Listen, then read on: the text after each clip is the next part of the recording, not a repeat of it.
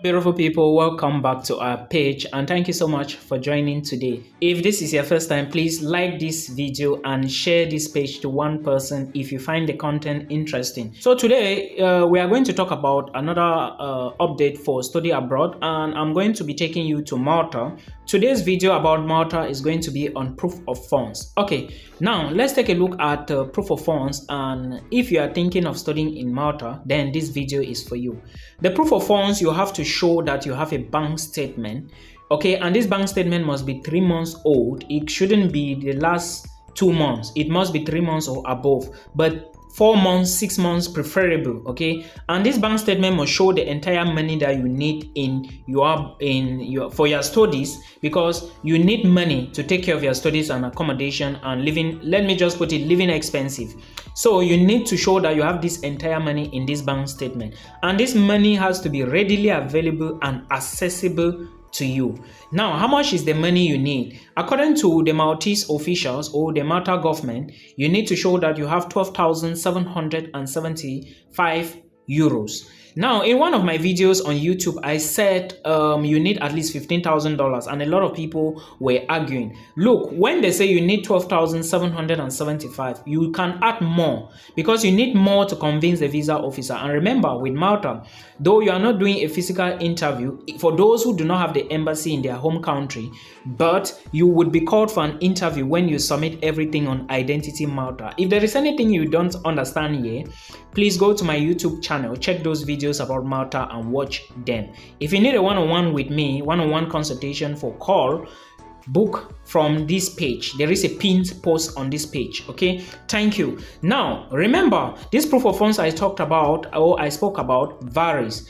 If you already have accommodation that you are going to stay for long, you do not need all this entire money. All you need is 6,570 euros. If you already have accommodation, let's just say approximately 7,000 euros, okay. If you already have accommodation, this is the money you need. But if you don't have accommodation, long-term accommodation, I didn't say short-term, 3 months, maybe 2 weeks, 15 days, no, long-term accommodation, because you have to show this document, the accommodation contract, to Identity Malta. So don't do something that at the end of the day they will reject your visa and you start blaming people. Make sure you follow due process, okay. Then everything is good. If you have all these documents, you follow the instructions given by the school. The school is going to send a message, then Identity Malta will send a link to you. You do everything, then put those hard documents, those documents you uploaded online, put them in an envelope and send to Identity Malta. Then you wait for your interview after the visa fee has been paid. This is how the process is. For those who have been asking if you can move to Malta with family, it is not possible as of now that I speak, okay. Full video, like detailed videos, are on YouTube, so please check the YouTube channel, and do not forget, when you check, like and share the video. If you are seeing my face for the very first time, my name is Milton. Please share this video because it might help somebody. And if you need guidance and maybe consultation, please book an appointment with me so I can orientate you and guide you on which country to go depending on the money that you have. Remember, you are not giving this money to me. You are not giving to anybody. I'm just here to guide you and tell you that this is what you need. Now, I want to talk about something very important, and I'm talking about this thing because of my experience. Please do not go to any country in Europe or any Schengen country if you do not go with a study visa or a work visa. Now, I'm going to break it down and use examples so you understand what I'm actually saying. I have said do not go to any European country without a study visa or a work visa. There are other visas categories you can use to go in, but I'm talking about 75% of people who are going to watch me. This is the advice I can give to anybody.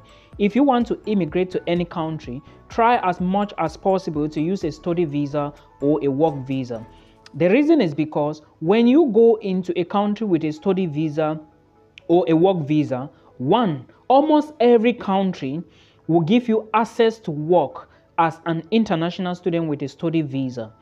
And now you already know that a work visa is a visa you are going to use to work. Without a work contract, you may not be able to travel with a work visa or even apply for the visa. But some countries, you can use the work visa and go to the country before you look for a job. Some employers will do your visa in some petty countries, give you the visa before you travel. You understand, like for example, in Cyprus, UAE, and all the other places. But I'm talking about Europe. If you want to go to Europe and be successful or maybe be legal, try to use the student visa or the work visa.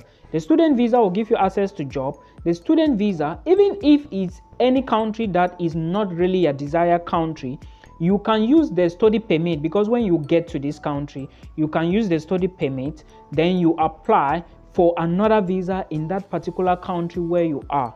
Okay, but if you do not use any of these two visas I gave you, it is going to be very difficult, because most of these countries, they do not permit visitors. I want to use the visitors visa, for example. If you use a visitor visa and go into most of these countries in Europe, it will be very difficult for you to change that visa status to be a resident or to be a permanent resident. It is going to be very difficult. As of now, only Canada and some few other countries can give you access to change your visitor's visa to another visa. And most of people that I know, most people, when they travel with a tourist visa, they are usually not well informed. And sometimes it is agents and agencies and other people deceiving them.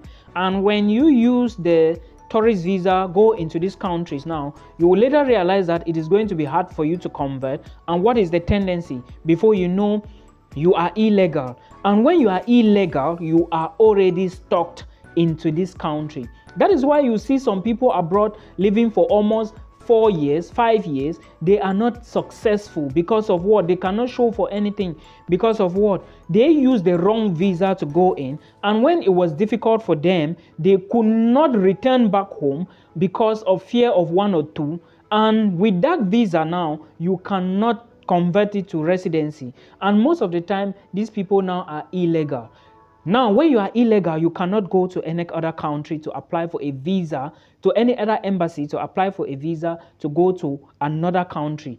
Because of what? You must present your residence permit if you are not a citizen or a national of that country in which you currently reside. So this is the issue. Always try to apply for a school, then you move with their visa. Some other people can easily convert it if they don't go through the student visa or the work visa. For example, if your parents are in that country, they invite you. But my essence here, or what I'm trying to say is, in case you want to move, try to make sure you go with a study visa or a work visa if you do not have anybody in that country, because it might be very difficult for you to convert your tourist visa. Okay, I'm just saying this, or your Schengen visa. The only visa that gives access to almost everybody to work or do some certain things are work visas and student visas. This is a fact. In some countries, if you are a student and you are not even, let's say, if you, because some countries, they always say that students do not work. But just the fact that you are a student, anybody can employ you in some countries. So now around this conversation, or let me say the summary of everything I'm trying to say in here is that there are certain visas, when you use them and go into certain countries, you can convert those visas to residence permit. For example, student visa, work visas. But anything like tourist visa or sometimes Schengen visa in Europe, it is a no-no. Yes, you will struggle with it. Even if you have to find somebody in the background that can, you understand what I mean. It is going to be a very big hurdle. And before you know, you are spending money and doing up and down. And in developed countries, like in real countries, I'm talking about real countries now, it is difficult to convert such things. Yeah, this is fact I'm telling you. So most of the time, if you know you do not have a family member who is going to invite you and you want to apply for Schengen visa or the tourist visa, use the student visa or the work visa. But the work visa is usually difficult because you need a job offer from abroad, and if you do not get, okay, now I understand everybody is struggling. Some people want to do Odoro. Now if you think you are going for Odoro, those type of issues are great for you, but make sure you can defend yourself. Okay?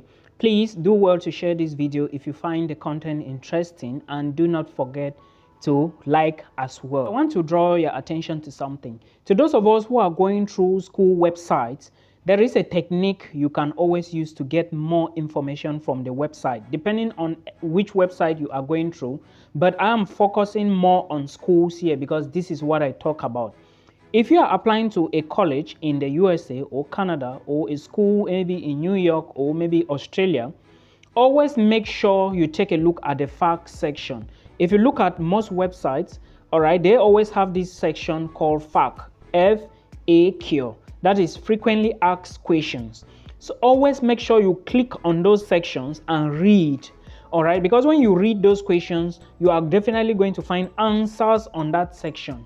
Okay, every question on those frequently asked section always have an answer. So make sure you go through those sections, because through them you are going to get a lot of information that are hidden that you may not find on the website proper. Now, why am I mentioning this? Because a lot of people want to apply to Slovakia, Czech Republic, Slovenia, Hungary, and Austria. These countries involve legalization procedures. Legalization, that's certification, authentication, or maybe legalization, the way you put it. That is, your documents must go through your university, the various ministries, and the various embassies, especially those for Portugal as well. Now, if you go through this particular section, you are going to find a lot of information hidden for those of you who want to apply to especially some of these countries I just mentioned. So that is the reason why I'm here, because if you go there, you are going to find more information about the legalization or whichsoever method or whichsoever thing you want to do, and you are in doubt, you can always check frequently asked questions. It's very, very important. Those of you that wants to apply for schools in the United States of America, always make sure you read details on the motto of each of those universities. The motto of those universities and how the school came in existence is also a great trick for you to pull your shots in order to grab scholarships. So make sure you always focus, like put more attention to these sections too, because a lot of people, almost 75% of students, don't know that things exist like this. So it is going to be of your own advantage if you verify these details. I hope this helps you. Please do not forget to like this video till we meet in another one.